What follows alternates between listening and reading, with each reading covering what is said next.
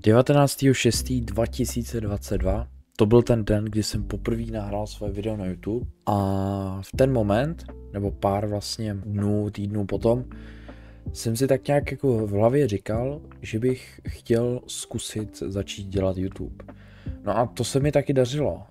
Vlastně nahrávám prakticky až doteď a poslední video vyšlo 7.11.2025, čili 2 dny zpátky.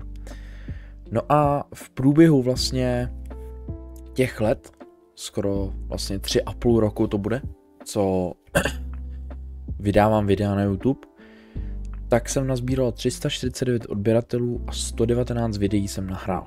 Což si myslím, že je docela dost slušný z hlediska videí.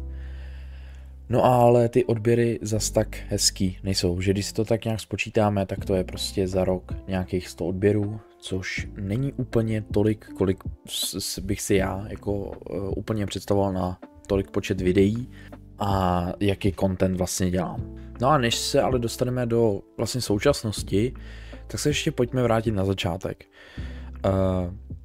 První video, jak jsem říkal, jsem nahrál 19. června 2025. No a postupně to šlo jen dál a dál. Následně vyšel Studio Tour 28. listopadu 2023 a to mělo velmi dobrý čas a 278 zhlédnutí a takhle to šlo dál. Pak tady byla série Long Drive, která má 5 dílů a každá měla přes 300 a 400 zhlédnutí, jeden díl měl přes 14 zhlédnutí a to byl ten zlomový moment, kdy jsem si řekl, že to chci někam posunovat dál, že mám prostě ten potenciál na to, mám i ten čas na to se tomu věnovat aktivně. No a takhle to i tak pokračovalo, bylo to vlastně až do nějakého, dejme tomu, ledna 2024, od toho listopadu 2023, čili to jsou vlastně 3 měsíce. No ale pak to nějak opět upadalo, že vlastně jsem skoro měsíc nic nevydával a ty videa neměly úplně ty zhlédnutí, které já jsem čekal a konkrétně si je můžeme přečíst 11, 18, 23, 21, 15, 17, 27. No a pak teda vlastně tady přišel ten zlomový bod opět po té vlastně pauze měsíční, kdy jsem nahrál cca 5 videí a pak už se to trošku šlo nahoru, i když ne úplně hodně. Nahrával jsem vlastně aktivně, tady vlastně v březnu jsem nahrál 4 videa, což není úplně dost, ale vlastně pak v dubnu jsem vlastně zase po měsíci vydal video. No ale takhle to pokračovalo dál a tyhle ty pauzy na mě dopadly vlastně i teď, bych řekl. Že se ten kanál tolik jako neposouval, protože vlastně když měsíc nenahráváte nic na YouTube, tak se to dost podepíše pak za první, když se vrátíte, tak ty čísla, nebo když potom měsíci prostě začnete nahrávat, tak ty čísla nejsou úplně dobrý a to tak prostě bejvá a myslím si, že kdybych vlastně nevynechal nebo neměl takhle velký ty pauzy a bylo by jich daleko míň, tak si myslím, že ten kanál by byl i trošku jinde než je teď. No ale proč vlastně o tomhle mluvím, tak je to vlastně z toho důvodu, že jelikož nahrávám 3,5 roku na YouTube, nebo vlastně je to 3,5 roku od prvního mýho videa, a dejme tomu nějak aktivně nahrávám cca 2 až 3 roky, ale vlastně mi tak nějak jako přijde, že jsem se moc jako neposunul za třeba poslední rok a půl, kdy vlastně ty čísla nebyly konzistentní, bylo to furt to skákalo nahoru dolů, jedno video mělo třeba 300 zhlédnutí, ale pak zase třeba 20, 40, 60, samozřejmě některé videa se nemusí povíst, ale za prvý je to dlouhodobě, už to není to měsíc, ale je to prostě víc jak půl roku, rok, takže to právě jsem si jako dost zamýšlel nad tím, co je špatně. A vlastně jsem ani na to do téhle chvíle nepřišel, protože jelikož dělám různorodý content, čili točím prostě hry, co mě napadnou, co třeba jsou aktuálně trendy a co mě baví hlavně, tak o tom je můj vlastně kanál, ať je to Fortnite, 5M, nebo teď naše série Arvíder s Kubou, nebo to je náš Japcast, nebo to je nějaký waterpark simulátor a takhle další věci. tak v tom je vlastně ta různorodost skvělá, že můžete přitáhnout víc a víc diváků a to byl můj plán vlastně i jako ze začátku. No a neříkám, že to byla špatná volba, určitě ne. Myslím si, že je lepší mít to různorodý kanál, než se zaměřovat na jednu věc, protože, jak jsem říkal, tak když máte různorodý kanál, tak se můžete přitáhnout, nebo máte daleko větší šanci přitáhnout víc diváků k sobě na kanál. Když se třeba podíváme na poslední, dejme tomu 8 videí, tak vlastně poslední moje video Arvider je 23 zhlédnutí za 2 dny, což není nic prostě dobrýho. A před tím Fivem vlastně s Kubou, který jsme točili, 12 zhlédnutí. A vlastně to jsou, zrovna Five mě velice překvapilo, protože vlastně to je video,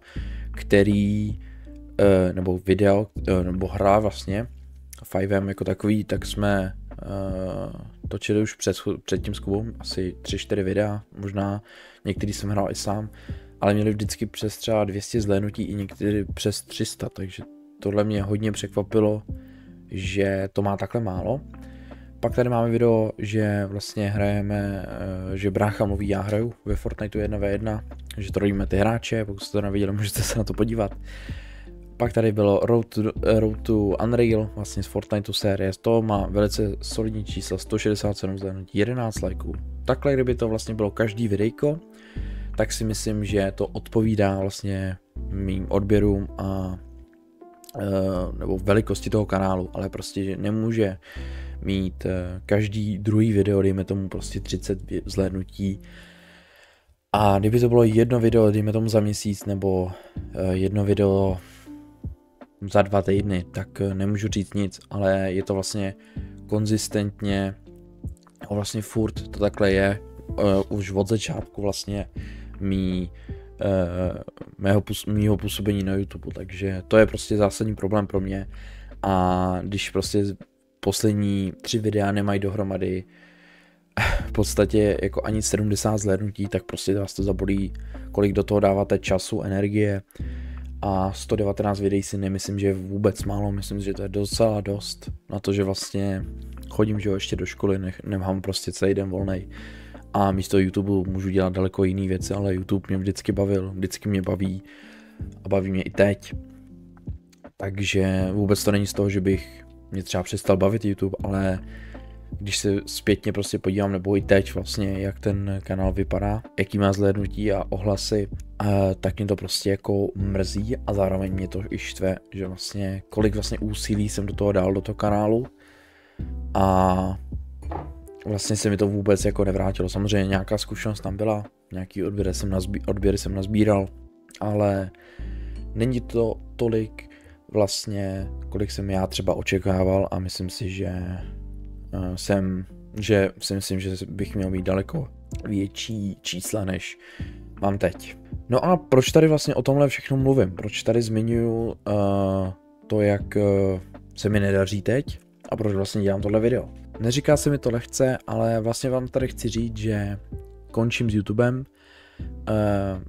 Neříkám, že to musí být navždy, rozhodně ne, ale myslím si, že minimálně na rok si myslím, že budu pravidelně teď streamovat místo vlastně YouTube na Twitchi a na Kiku, takže pokud byste chtěli mě podpořit tam, tak mě určitě začněte sledovat na Kiku a na Twitchi, máte to buď tady na obrazovce a i v popisku videa, takže vlastně budu tam točit podobný, nebo streamovat vlastně hry jako je třeba ta Fivem, nebo spoustu dalších her, Fortnite, takový ty klasický CS:GO a takovýhle věci.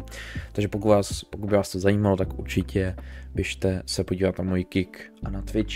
Budu streamovat na obou platformách zároveň, takže to si myslím, že je taky velký plus.